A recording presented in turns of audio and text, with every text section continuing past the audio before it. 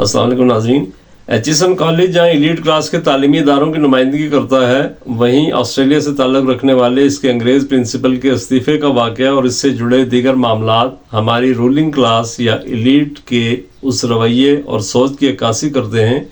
कि ओहदे, इक़्तिदार और ताकत की बुनियाद पर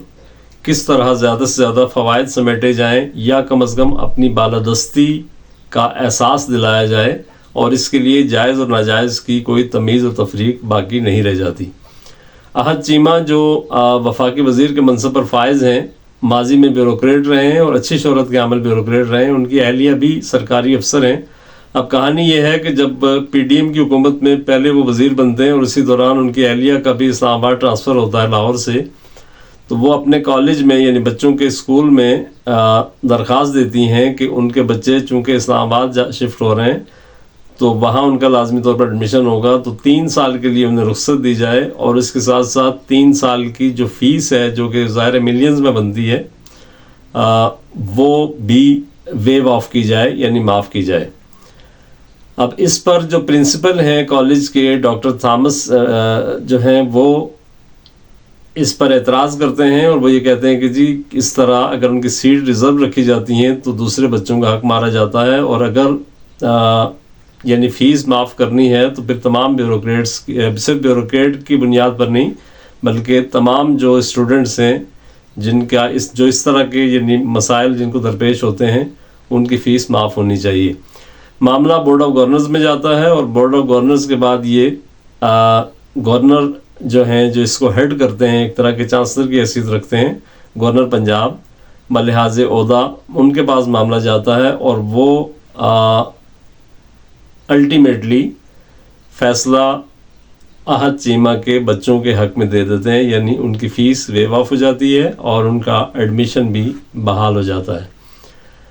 अब बच्चों के दोबारा वापस आने का एक तरीक़ाकार जो है वो कॉलेज में मौजूद है। उसका ये है कि जी उनसे अगर वो फ़र्ज़ करें कि छुट्टी पे जाते हैं 1 साल या 2 साल के लिए, तो वापसी पर उन्हें एक मखसूस टेस्ट देना होता है मैथ्स का और इंग्लिश का। अगर वो उस पर पूरे उतरते हैं, वो कामयाब हो जाते हैं, तो वो ऑटोमेटिकली उनका एडमिशन हो जाता है। तो इस हद तक तो कोई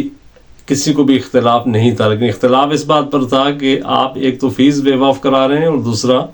बच्चों की सीट्स जो हैं वो रिज़र्व करा रहे हैं। अगरचे इसकी बहुत सारी तावीलात जो हैं वो अहद चीमा साहब मीडिया पर आकर दे रहे हैं, लेकिन उनका जवाब जो है वो इत्मीनान बख्श बहरहाल नहीं है।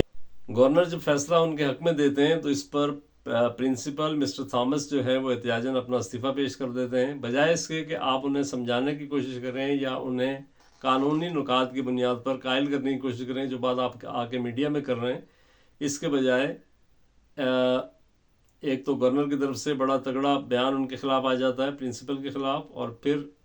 वफाकी वज़ीर इत्तलात अताउल्लाह तारड़ जो हैं वो मीडिया पर आकर बाकायदा प्रेस कॉन्फ्रेंस कर देते हैं, जैसे इस वक्त मुल्क का सबसे बड़ा मसला यही हो। अच्छा, मीडिया पर जो बात की जाती है वो ये प्रोपेगेंडा किया जाता है कि प्रिंसिपल साहब जो हैं $15,000 तनख्वाह लेते हैं, जो 40 लाख रुपए पाकिस्तानी बनती है।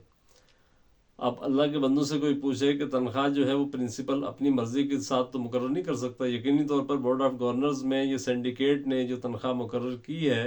वो यकीनन वही ले रहे होंगे। दूसरी बात यह है कि बैनुल-अक़वामी शोहरत के हामिल इतने बड़े तालीमी इदारे का जो सरबराह है, क्या वो $15,000 तनख्वाह नहीं ले सकता? जबकि बहुत सारे कॉर्पोरेट सेक्टर में बहुत सारे पाकिस्तानी हैं जो 2-2, 3-3 करोड़ तक तनख्वाह लेते हैं। और असद उमर साहब बड़े फ़ख्री अंदाज में ये बात बताते रहें, और ज़ाहिर है कि इसमें कोई शर्मिंदगी वाली बात भी नहीं है। अगर आप अपनी सलाहियत की बुनियाद पर ज़्यादा तनख्वाह लेते हैं तो आपका हक़ बनता है। बहुत सारे मीडिया एंकर जिस मीडिया पर यह प्रोपेगेंडा किया जा रहा था वो प्रिंसिपल की सैलरी से कई गुना ज़्यादा तनख्वाह ले रहे हैं। ये एक प्रेस्टिजियस तालीमी इदारे का मसला था जिसे बावकार अंदाज में हल किया जाना चाहिए था, मगर उज़्र गुनाह बदतर अज़ गुनाह के मिसदाक 1-2 नाजायज़ तरीके से मुराद हासिल करने की कोशिश की गई और फिर मज़ामत करने वाले को या इस पर एतराज़ करने वाले को कानूनी बुनियाद पर इस अंदाज से निशाना बनाया गया कि आलमी सतह पर हमारी मज़ीद जग हंसाई का सबब बना है। اب ہمارا پوائنٹ یہ تھا کہ اس معاملے کے 3 پہلو بنتے ہیں. ایک تو یہ ہے کہ آپ اقتدار اور طاقت اور منصب کی بنیاد پر اپنے بچوں کے لیے 3 سال تک سیٹس ریزرو رکھنے پر اصرار کر رہے ہیں, اور نہ صرف اصرار کر رہے ہیں بلکہ آپ نے یعنی ایک طرح سے اس کو لیگلائز کرا دیا, اور آپ کا یہ کہنا ہے کہ جی وہ ہم نے سارے بچوں کے لیے یعنی یکساں طور پر وہ کر دیا ہے. لیکن یہ ظاہر ہے کہ اس بات کو رد نہیں کیا جا سکتا کہ یہ معاملہ چونکہ آپ حکومت میں ہیں, اقتدار میں ہیں اور گورنر بھی آپ کے ہیں, تو یہ کسی عام آدمی کا بچہ اگر ہوتا تو اس کو یقیناً یہ سہولت حاصل نہ ہوتی. دوسرا پوائنٹ یہ ہے کہ آپ مالی طور پر مستحکم ہونے کے باوجود 3 سال تک کی فیس معاف کرانے پر بضد ہیں, اور اس میں رکاوٹ بننے پر ایک ایسے نیک نام اور بہترین پروفیشنل ریکارڈ رکھنے والے شخص کو میڈیا کے ذریعے نشانہ, چاہے وہ آپ ولنگلی کر رہے ہیں یا میڈیا کے لوگ اپنے طور پر کر رہے ہیں, لیکن اس پرنسپل کی پیشہ ورانہ صلاحیت اور دیانت کی گواہی ابھی حال ہی میں مستعفی ہونے والے بورڈ آف گورنرز کے رکن سید بابر علی بھی دے رہے ہیں, جن کی تعلیم کے شعبے میں بہت زیادہ خدمات ہیں. اور ان کا یہ کہنا ہے کہ وہ 1934 سے اس کالج کے ساتھ ایچسن کے ساتھ منسلک ہیں,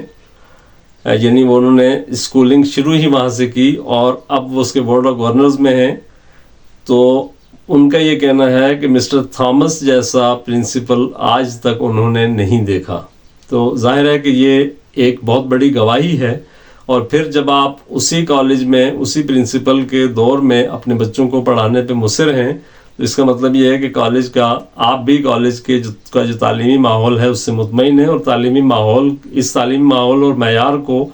قائم رکھنے میں ظاہر ہے کہ پرنسپل کا بہت بنیادی رول ہوتا ہے.